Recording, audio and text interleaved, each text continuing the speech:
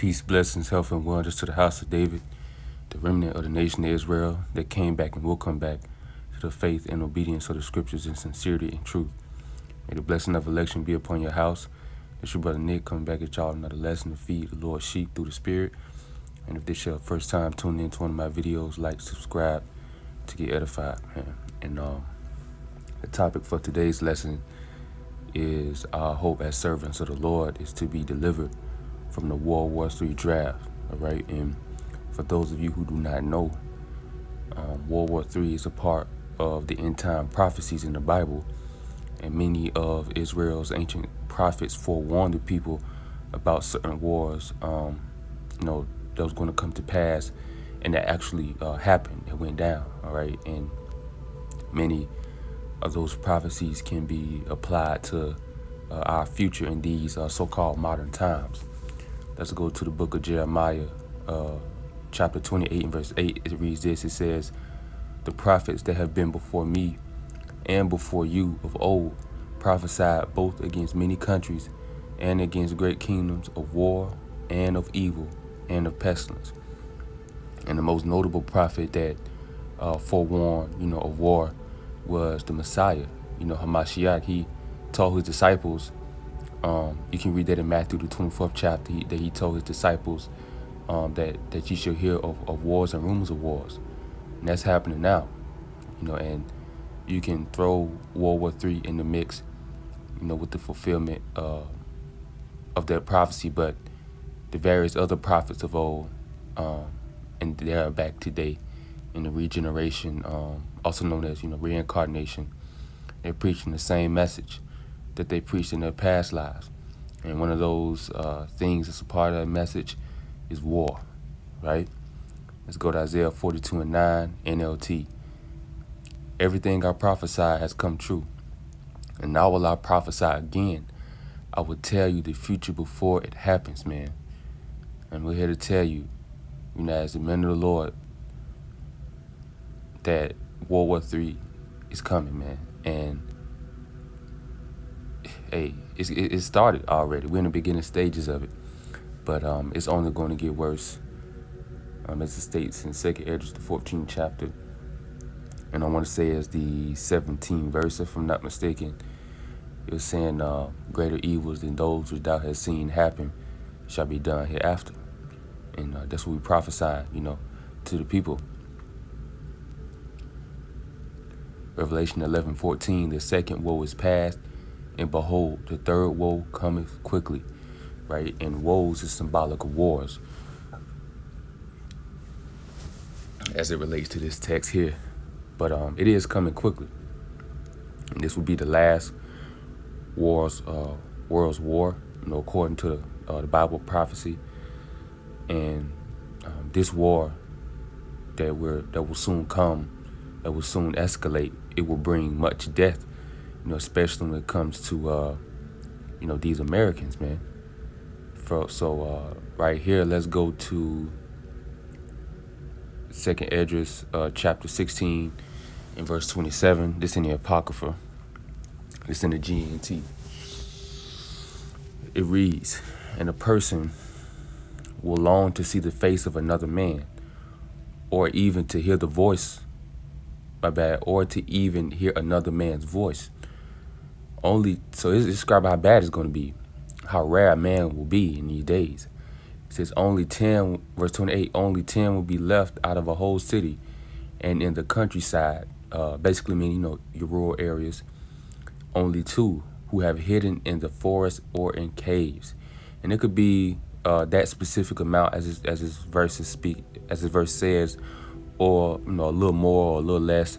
It's basically or essentially just telling us, that the vast majority of men not gonna make it, but there will be a few that will, that fled into the woods, and just putting things in perspective. You know what? Let's just go to this verse. Let's go to this verse, man, because I have a reason. Well, I have like I want to say a theory or a thought idea why the ones that will survive the 10 and 2, the city and of the countryside that end up surviving, those men that survive. I think that they will take the instruction of Yahshua HaMashiach when he told the people back then about 70 AD to flee and escape to the mountains when you see Jerusalem compassed with the armies. And I'm gonna explain all this, right? I'm gonna show you why I'm thinking this. So let's go to Matthew 24 and 15. This in the NLT. It says, "The day is coming when you will see what Daniel the prophet spoke about, the sacrilegious object that causes desecration standing in the holy place. Reader, pay attention." Verse 16. It says, "Then those in Judea must flee to the hills. A person out on the deck of a roof must not go down to the house to pack. A person out in the field must not return even to get a coat." So you're supposed to, hightail it, right? Get up out of there, run, escape, flee. And the abomination and desolation happened when the Roman army, back in 70 AD, led by Titus, besieged Jerusalem and took over the city and killed many Israelites. The Lord tried to warn them about it, and the smart ones took heed to the warning and got the hell up out of there before shit hit the fan. And a similar modern version of this event will happen again soon. And if you want to survive, you gotta follow these instructions, man, because it makes sense to follow these instructions, because the same thing is going to happen over again, right? Because you go to it's basically saying the same thing but in another gospel. Let's go to the Luke 21 and 20. It's basically saying the same thing, but it's going to tell you about how the abomination of desolation is actually the armies, surrounding the city. So it says, "And when you see Jerusalem surrounded by armies, which is martial law being declared," it says, "then will you know that the time of its destruction has arrived." Because the warning that he basically said was this. He said, "Behold, the days shall come upon thee when thy enemies shall cast the trench about thee and compass thee round and keep thee in on every side." That's pretty much martial law, the roadblocks, man. Sieging basically means to surround, to cut off the entrances and the exits of the city, man. To surround, right? Same thing will happen again. The power go out. The city's going to be in chaos, and they're going to declare martial law. And when it's come, the Lord, said this because, it states in Ecclesiastes. Let's grab this real quick. Go to the book of Ecclesiastes, chapter, I want to say 3.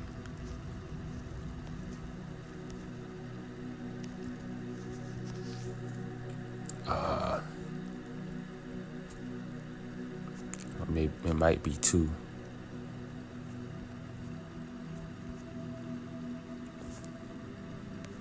It says there is no new thing under the sun. No, it's actually in 1. It's Ecclesiastes chapter 1 and verse 9. It says, "The thing which have been, it is that which shall be, and that which is done is that which shall be done, and there is no new thing under the sun." See? So, since we can apply, old prophecies, or what they perceive to be old prophecies, you can apply it to today's time. And you can use that same formula when it comes to being delivered in today's time. You see what I'm saying? If that makes any sense, man, for lack of a better word. So anyways, let's continue in that verse, Luke 21 and 21. It says, "Then those in Judea must flee to the hills. Those in Jerusalem must get out, and those out in the country should not return to the city," because it's going to be, them troops is going to wreak havoc, man.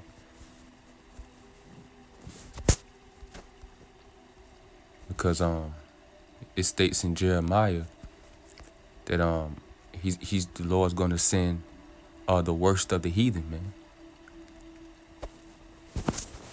Let's grab that in Ezekiel This is Ezekiel 7, verse 24. Wherefore I will bring the worst of the heathen, and they shall possess their houses. I will also make the pomp of the strong to cease, and their holy places shall be defiled, man. Yep. Their houses are going to get ransacked. Lord going to bring the worst of these heathen, man. And then I think they already here. Just waiting to be activated. That's why a lot of those, individuals coming over from the border. That could be, or not, maybe. I don't know. But yeah, you have to get out, run for your life, right? And it's the men of the Lord, that has his knowledge and wisdom. So it may be safe to say that they will be the ones to fulfill the prophecy of 2 Corinthians 15:28 that we read earlier. I'm going to read it again. It says, only 10 will be left out of a whole city, and in the countryside, only 2 which have hidden in the forest or in caves, right? So I'm hoping this, hoping y'all following me here, hoping this making sense. So I'm gonna go to verse 29. So it says, when the olive grove is harvested, 3 or 4 olives may be left on each tree. When grapes in the vineyard are picked, a few bunches may be left, even by those who look carefully. That is how it will be in those days. 3 or 4 will be missed by the soldiers who search through the houses. And that 3 or 4 that'll be missed by the soldiers, speculating it could be the men of the Lord, more than likely. It says to kill everyone.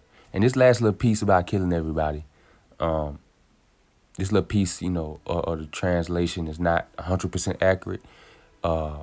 Yes, the soldiers will do some killing, but for the most part, they'll be rounding up dudes for the, draft, putting them on buses and shit, along with raping women, ransacking people's houses, stealing their resources, etc., right? Verse 32, it said the land will be left empty. It's going to be ghost towns. The fields will be overgrown with briars. The roads and paths will be covered with weeds and thorns because there will be no sheep to graze along them. Young women will be in mourning because there is no one to marry them. Wives will be in mourning because they have lost their husbands. Daughters will be in mourning because there is no one to help them. All the young men will be killed in the war, and all the married men will die in the famine. And that's plain. That's plain right there, right? It's easy to be understood. You don't need no breakdown, The women are going to be in a state of mourning, right? And if you look up this word real quick, mourning, it says the expression of deep sorrow. So these are the emotions they're going to feel because of the draft and because of the mass starvation. It's going to wipe out the vast majority of men. It says the expression of deep sorrow for someone who has died, and that's the man. It says typically involving certain conventions such as wearing black clothes. So some synonyms for that is to grieve, to lament for means to cry for, to weep for, to shed tears for, to say sadness, misery, anguish, despair. These women in these upcoming days, we know what they say, you never know how good you had it till it's gone. Men are extremely undervalued here in this American society, but when shit hit the fan and all hell break loose and a lot of men start to die and get shipped off to World War III, they never realized how valuable men actually were. When they lose their significant others, when they lose their brothers, when they lose their cousins, when they lose their fathers, their uncles, you know what I mean? And this scripture right here is also echoed in Isaiah 3, in verse 16. No, Isaiah 3 and 25 is the last verse of the chapter. But if you read 16 on down, that's the context. And that context is basically describing from 16 to 24 of Isaiah 3, it describes the judgment that the Lord's going to put on the daughters of Zion, which is the Israelite women. So the Lord basically going to take everything that they value away from them. Whole bunch of superficial materialistic things that they value is going to get stripped away from them. They're going to be stank. Their clothes going to be ripped up. It's going to be bad for them. But at the end of that verse, it said, thy men shall fall by the sword and thy mighty in the war. And she being desolate shall sit upon the ground, man. Right? Our women going to be extremely humbled, right? And and one of the things that's going to cause that is all the men falling by the sword and in the war. They're going to die, right? And this time, this the time that a man is going to be made more precious than fine gold, which is the man of the Lord. Our perceived value is going to skyrocket to a level that's beyond rappers, beyond actors, star athletes, millionaires, etc. Man, believe that. Let's get it. Let's go to Isaiah 13 and verse 12. It says, I will make a man more precious than fine gold, even a man than the golden wedge of Ophir. And if you look up some synonyms for that word precious, it means rare, expensive, valuable, prized, treasured, highly esteemed, irreplaceable, right? So these are all qualities, attributed to the men of the Lord, right now, and soon the world and especially women will acknowledge this, all right? And it's really going to be because, we will have spiritual power in that time, and we're going to be taken care of by the Almighty. The Lord's going to preserve us from the said perils, right? And these women going to see that. They're going to see that the Lord is with us, right? We got the power. Job 5:19, he shall deliver you in 6 troubles, yea, in 7 there shall no evil touch you.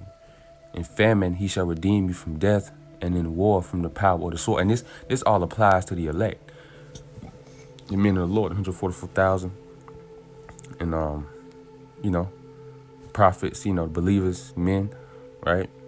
It says, in famine he shall redeem you from death, and in war from the power of the sword. So we're going to eat in a famine, right? And we're going to be redeemed from having to go to war and fight overseas.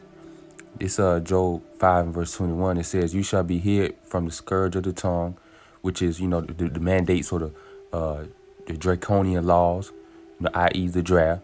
It says, now shalt thou be afraid when destruction come. And guess what? When this draft come, when they have to fight in World War III, a lot of these men is not going to go. A lot of niggas going to go AWOL. Man, it's going to get bad out here, man. It's going to be crazy because if you look up this certain scripture, let me look up this scripture real quick.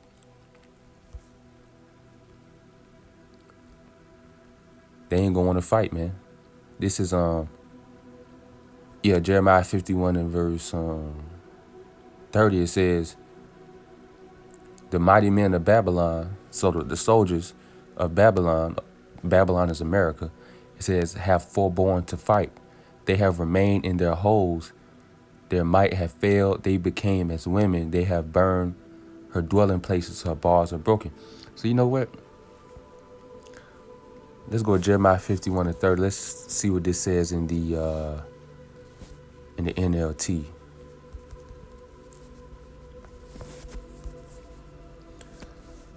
All right, let's see.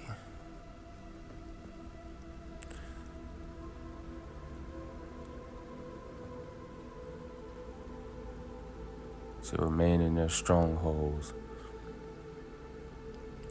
Let's see.